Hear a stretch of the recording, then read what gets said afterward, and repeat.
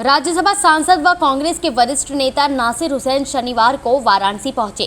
उनके वाराणसी आगमन को देखते हुए कांग्रेस के प्रदेश अध्यक्ष अजय राय ने उनका पूरे गर्मजोशी के साथ स्वागत किया। वहीं वाराणसी के पांडेपुर लालपुर स्थित एक होटल में उनके प्रेस कॉन्फ्रेंस का आयोजन किया गया। इस दौरान उन्होंने भाजपा सरकार पर जमकर कटाक्ष बोला।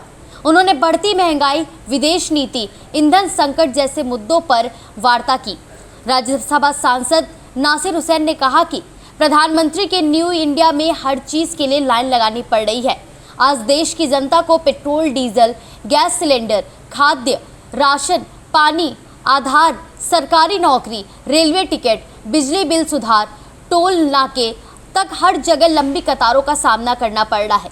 सरकार की लाइन लगाओ योजना, जिसमें जनता सिर्फ और सिर्फ परेशान है और सरकार मूक दर्शक बनी हुई है। उन्होंने आगे कहा कि केंद्र सरकार बार बार ऐसे बयान देती है जिससे देश में घबराहट का माहौल बनता है। कोविड जैसी तैयारी करने का बयान देकर सरकार ने फिर से जनता को डराने का काम किया है। पहले से ही देश में एलपीजी सिलेंडर की किल्लत थी और लोग लंबी लंबी लाइनों में खड़े थे। अब हालात और बिगड़ते जा रहे हैं। पिछले 2 सप्ताहों में ज़रूरी वस्तुओं में दामों में बेतहाशा वृद्धि हुई है, जिससे आम आदमी का जीवन मुश्किल हो गया है। भारतीय रुपया लगातार गिर रहा है और डॉलर के मुकाबले कमजोर हो चुका है, जिससे आयातित वस्तुएं महंगी होती जा रही हैं।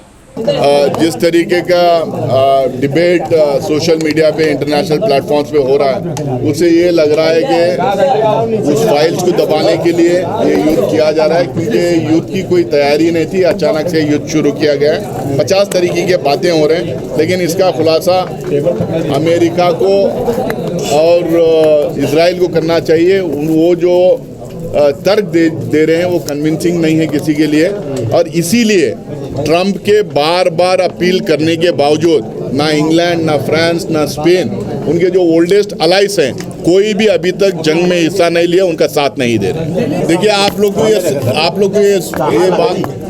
को इस बात का इल्म होना चाहिए, नरेंद्र मोदी जी आने के बाद कितने एयरपोर्ट बिके हुए हैं, कितने बंद हुए, कितने बिके, कितने डिफेक्टेड हैं। अदानी जी को कितने एयरपोर्ट दिए हैं लोग। प्लानिंग कमीशन और मिनिस्ट्री ऑफ फिनेंस की तरफ से ये कहा गया था कि किसी एक आदमी को 2 से ज़्यादा एयरपोर्ट नहीं दिया जाएगा। 6 एयरपोर्ट अदानी को दिए गए हैं और 25 एयरपोर्ट अब बेचने के लिए तैयारी हो रही है। और ये एयरपोर्ट, इसमें हमारा पैसा, आपका पैसा, जनता का पैसा लगा हुआ है। सिर्फ आपसे पूछना चाह रहा हूँ कि नरेंद्र मोदी जी से आप आश्वासन ले लीजिए, ये कब तक पब्लिक एयरपोर्ट रहेगा, ये कब तक बेचेंगे नहीं। उन्होंने ये भी कहा है कि विपक्ष के नेताओं से अपील की है कि वो ऐसे बयानबाजी न दें जिससे राष्ट्र को फायदा न पहुंचे। जिस तरह के हालात चल रहे हैं विश्व में, देखिए, जिस तरह से कोविड की बात तो हम लोगों ने नहीं किया था। कोविड के बारे में पार्लियामेंट में खड़ा होके वेस्ट एशियन क्राइसिस के बारे में जब बात कर रहे थे प्रधानमंत्री, अपोजिशन लीडर्स थोड़ी क्या कहे थे कोविड के बारे में।